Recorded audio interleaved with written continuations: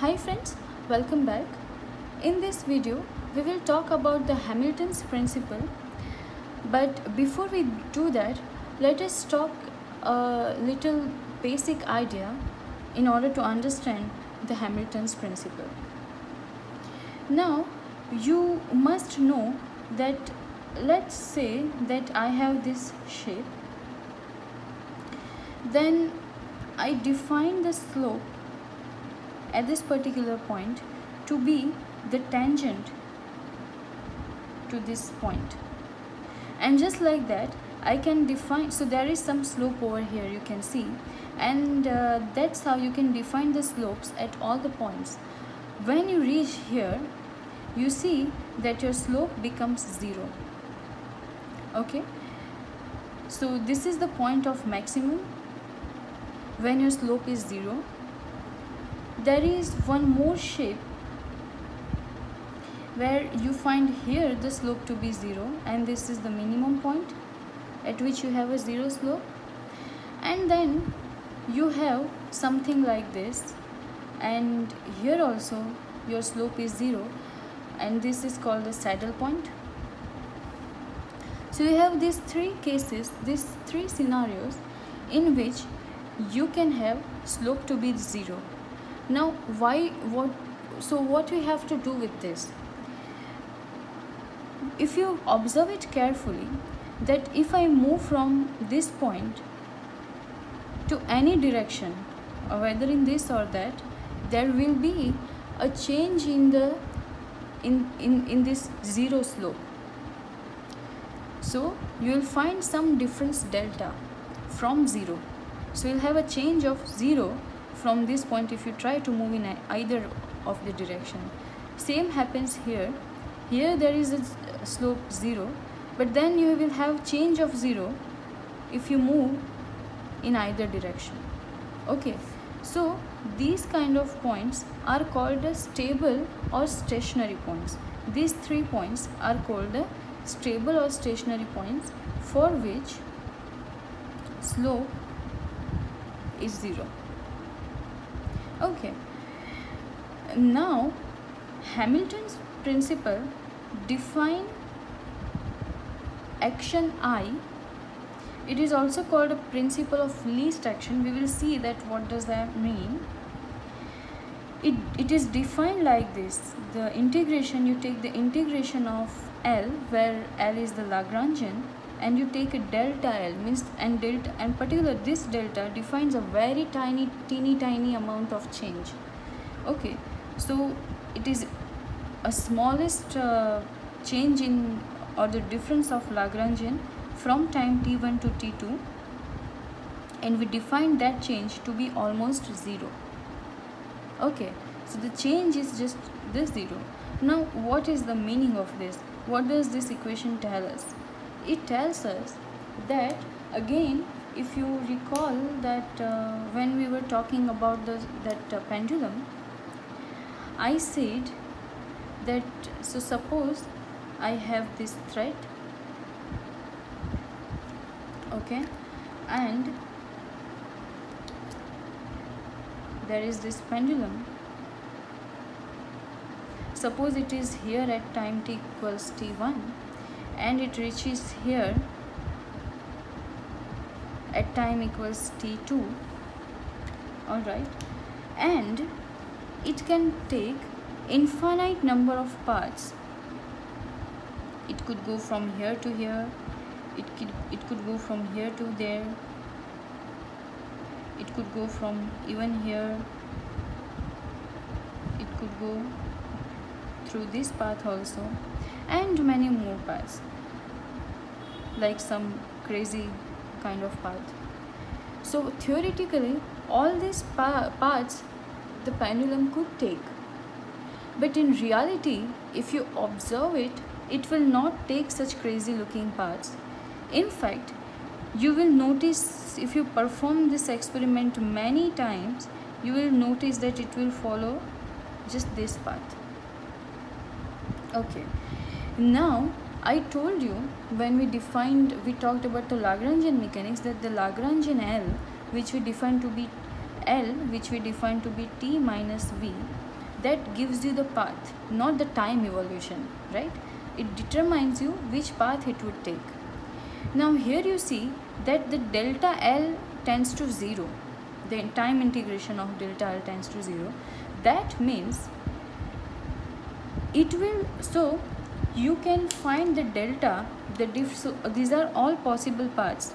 So you find the delta between this path and the original path which it would take, in reality which it would take. So this I call the delta. This is also delta. Then from this to this path, this difference is some delta. And just like that, from this original path to this crazy looking path, there is some difference delta, let's say. Now the principle says that it will take such a path for which the difference is closest to 0. Just like this, the stable points are such where the slope is 0. If you move away from this point a little bit, it will change, so there will be change of 0. Okay, here also the same thing happens. So we want I to be such a point that if you move in either direction, you will have the change to 0. So you want the minimum change to be in your path. So here you notice that there is a lot of change. You see there is a very big difference between the original path and this path. So that is not allowed by this principle. So this path is discarded. The pendulum can't take this path. Just like that, you see here that the difference between the original and this imaginary path, the difference is very huge. So this path is also discarded. The pendulum cannot take this path. This path can also be discarded. But if you think of these particular two paths, these imaginary paths, you see that the delta is minimum for this path also and for this path also. So it is just like you are going from either side of this point, this 0 point. So you see that you are going either side of this 0 point and you find a delta to be the minimum, the least. And so it must be this path the pendulum will follow. Okay, so you see here that out of all possible paths by which the system point could travel in the configuration space from time t1 to t2, it will actually travel along the path. It will actually travel along the path for which this I is an extremum. That means extremum means it is minimum or means it is maximum or minimum, but most of the time it is minimum. So you want to find this delta I, and that should be minimum. So that is your original path. So in short, you will take, or the body will take a path for which when you go to the either of the other imaginary path and you find that the delta is almost 0, so that will determine you the true path. Okay, I hope I am clear with this. So that's how we define the stationary value of I. Just like these stationary points, we define stationary value for I. Alright, now once you are done with this, so once you define this, and by using this formula you do some mathematics, and you can come to this called Euler-Lagrange equation, which is of this form: d by dt of dl by dq dot is equal to dl by dq. Now if you can compare this with our Newton's first law, which defines to be dp by dt equals f.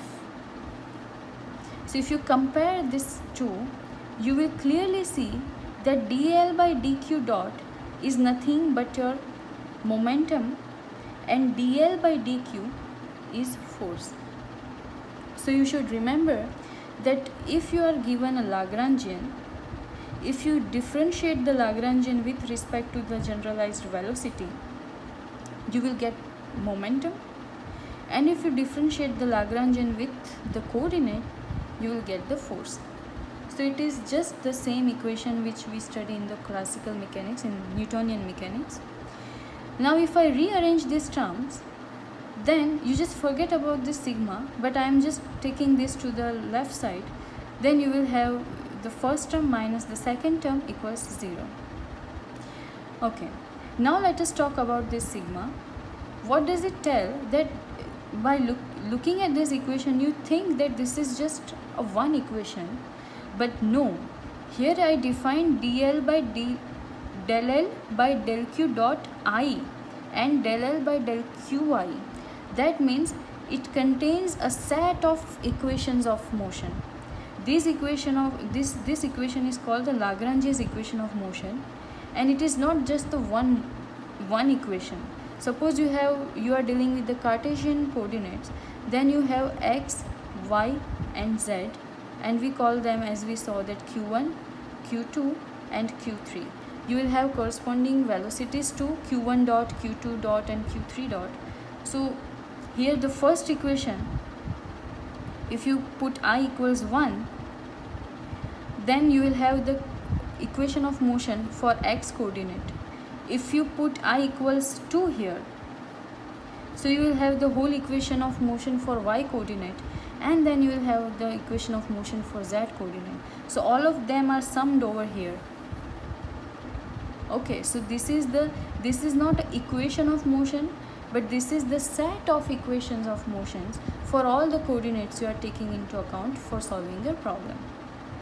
Okay, now there are just more little two notes to be noted, and then we will end. And the note is that, so as we have defined this to be the momentum, we also define the coordinates to be a cyclic or ignorable coordinates. This qk can be called cyclic or ignorable, but with the condition. So when you have del L by del Q equals 0, then you say that qk is a cyclic coordinate. Now if you put that into this equation, this del L by del Q is 0. So if this is 0, then this term, the first term, also becomes 0.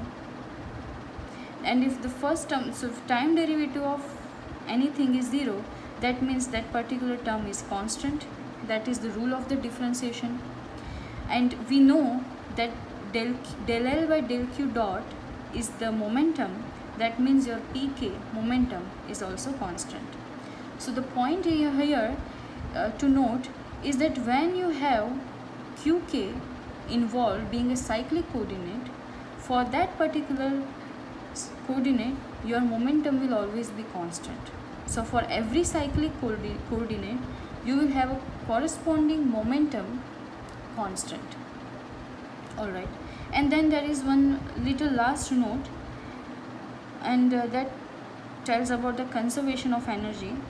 I told you that generally we define L to be the function of Q, Q dot and T.